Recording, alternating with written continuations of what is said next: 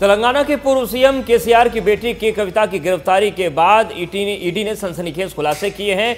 ED ने जो court में रिमांड रिपोर्ट पेश की है उसके मुताबिक आबकारी नीति बदलने के लिए आप नेताओं को 100 करोड़ रुपए दिए गए थे और इस पूरे कथित घोटाले का मास्टरमाइंड कोई और नहीं कि कविता ही ईडी की तरफ से बताई गई।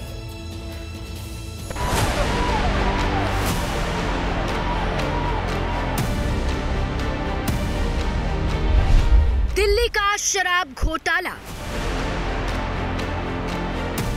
क्या ईडी को मिल गए सबूत? किसने किसको दिया 100 करोड़ का घूस?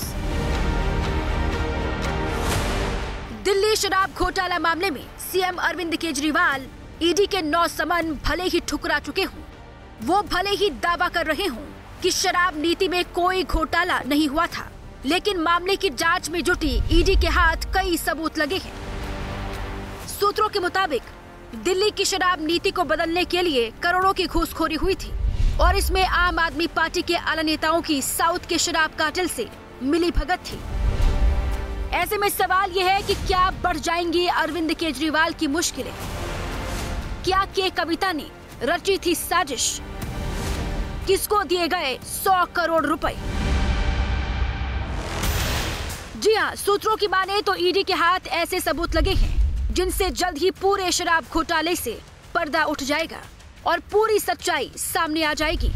सूत्र बता रहे हैं कि ईडी ने कोर्ट में के कविता के खिलाफ जो रिमांड कॉपी पेश की, उसके मुताबिक दिल्ली शराब नीति बदलने के लिए के कविता ने साजिश रची थी। जांच एजेंसी ने आरोप लगाया कि शराब लॉबी साउथ ग्रुप के जरिए के कविता ने आम आदमी पार्टी के नेता को 100 करोड़ का घूस दिया था। रिपोर्ट के मुताबिक ये पैसे साउथ ग्रुप ने आप नेता विजय नायर को एडवांस में दिए थे। विजय नायर इस पूरे ही मामले में केजरीवाल और सिसोदिया के फ्रंटमैन के तौर पर बात कर रहे थे। बताया जाता है कि इस रिश्वत के बदले में विजय नायर ने साउथ ग्रुप की शराब के थोक व्यापार में हिस्सेदारी को पक्की करने का काम किया। खास बात यह है कि ईडी को पता चला कि साउथ ग्रुप शराब लॉबी के मुख्य लीडर के कविता के। ईडी ने इसी 15 मार्च को तेलंगाना के पूर्व सीएम केसीआर की बेटी के कविता को गिरफ्तार किया था। वो 7 दिन की ईडी की हिरासत में है। ईडी ने 2021-22 में नई शराब घोटाले के मास्टरमाइंड के तौर पर के कविता का नाम लिया, जो साउथ का शराब कार्टेल चलाती हैं। के कविता के अलावा इस ग्रुप में जेल की हवा खा रहे दिल्ली के deputy CM Manish Sisodia, M Sreenivasulu Reddy, Sarath Reddy, Raghav Magunta शामिल थे। इस ग्रुप को संचालित करने वाले अरुण पिल्लई, बच्ची बाबू और अभिषेक बोइनपल्ली हैं। प्रवर्तन निदेशालय का कहना है कि 2021-22 की दिल्ली शराब नीति में थोक विक्रेताओं के लिए असाधारण तरीके से 12% लाभ मार्जिन और खुदरा रिटेलर के लिए 185% लाभ मार्जिन के साथ दी गई थी। ईडी के मुताबिक के कविता और आम आदमी पार्टी के बीच एक समझौता हुआ था, जिसके तहत उनकी कंपनी इंडो स्पिरिट्स को दिल्ली शराब व्यापार में घुसने का मौका मिला। ईडी ने कोर्ट में जो रिमांड कॉपी पेश की है उसमें और भी कई बड़े खुलासे हुए हैं। ईडी ने कोर्ट के सामने के कविता के सीए बुट्टी बाबू और राघव मंगुटा के बीच की चैट भी रखी। उसके सपोर्ट में बुट्टी बाबू का वो बयान भी कोर्ट के सामने रखा, जिसमें उसने माना कि उसकी और अन्य लोगों के बीच नई आबकारी नीति को लेकर चैट हुई थी। जिस चैट में वो के कविता को मैडम के नाम से संबोधित कर रहा था, उसी चैट में के कविता को 33% हिस्सेदारी की बात भी हुई थी। इसके अलावा जांच एजेंसी ने खुलासा किया है कि 2021 और 22 में कविता ने करीब 10 फोन बदले। ईडी को अंदेशा है कि ऐसा उन्होंने डिजिटल सबूतों को खत्म करने के लिए किया था। जांच एजेंसी ने दावा किया है कि के कविता दिल्ली शराब घोटाले में पूरी तरह से सक्रिय रूप से शामिल थी।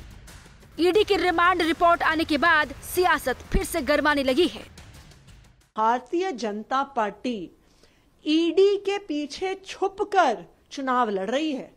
इसका मतलब ये है कि जैसे ही चुनाव की घोषणा होती है तो एक नेशनल पार्टी के नेशनल कन्वीनर को धमकाने की कोशिश की जाती है, डराने की कोशिश की जाती है। बिल्कुल साफ है कि ईडी को इस्तेमाल किया जा रहा है भारतीय जनता पार्टी द्वारा अपने विरोधियों के अगेंस्ट। 2012 में उन्होंने हमें कहा था, जनता को कहा था कि अगर मेरे ऊपर आक्षेप भी आएगा तो मैं इस्तीफा दे दूंगा या मुझे जेल में डाल देना। ये समय आ गया है कि उनको इस्तीफा देकर के ईडी को फेस करना चाहिए। आम आम आदमी पार्टी शराब घोटाले की फांस में फंसी हुई है। वो भले ही कहे कि ईडी के पास कोई सबूत नहीं है, लेकिन इस पूरे ही मामले में पिछले साल फरवरी में मनीष सिसोदिया को गिरफ्तार किया गया था। वहीं नवंबर 2023 में आप सांसद संजय सिंह की गिरफ्तारी हुई थी और अब के कविता की गिरफ्तारी के बाद अरविंद केजरीवाल की मुश्किलें बढ़ती जा रही हैं।